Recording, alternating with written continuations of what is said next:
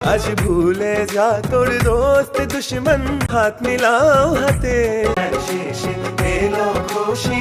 বছরে আসে দুইটা ঈদ, আর এই দুইটা ঈদের সকালের মুহূর্ত আমার কাছে খুবই স্পেশাল। এখন তো বড় হয়ে গিয়েছি, এই জন্য ঈদ নিয়ে তেমন একটা আনন্দ কাজ করে না, তবে প্রতি বছরই ঈদের দিনটা আমার কাছে বেশ স্পেশাল। এই যে আমার ছোট ভাই, আমার একমাত্র কালুয়া ভাই, ও আমার থেকে 5 বছরের ছোট, কিন্তু পাশে দাঁড়ালে মনে হয় ওই আমার বড়। সারা বছর আমাদের সম্পর্কটা একদম টম আর জেরির মতো, ঝগড়া খুনসুটি সব সময় থাকে, কোনো রকমের কোনো মিলই নাই আমাদের মাঝে। তবে ঈদের দিনটাতে কিন্তু আমি ঠিকই তার বড় বোনের দায়িত্বটাই পালন করি। এই ঈদের দিনটাতে সকালে নামাজে যাওয়ার আগে আমি আমার ছোট ভাই এবং আব্বুকে আমি নিজেই রেডি হতে সাহায্য করি। আমার কাছে মনে হয় আমি একজন মেয়ে এবং আমি একজন বোন হিসেবে এই ব্যাপারটা আমার মধ্যে দায়িত্ব হিসেবে কাজ করে। আমার ঈদের সবচেয়ে শান্তিময় মুহূর্তই এটাই। আমাদের পরিবারটা অনেক সুন্দর একটা বন্ধনে বাঁধা, আলহামদুলিল্লাহ। আমাদের পরিবারের মধ্যে সবার মাঝে অনেক সুন্দর মিল রয়েছে। ঈদের নামাজ শেষ করে তো সবাই বাসায় এলো, তারপরে শুরু হয় কোলাকুলি, একজন আরেকজনকে জড়িয়ে ধরা। মনে হয় সব অভিমান কষ্ট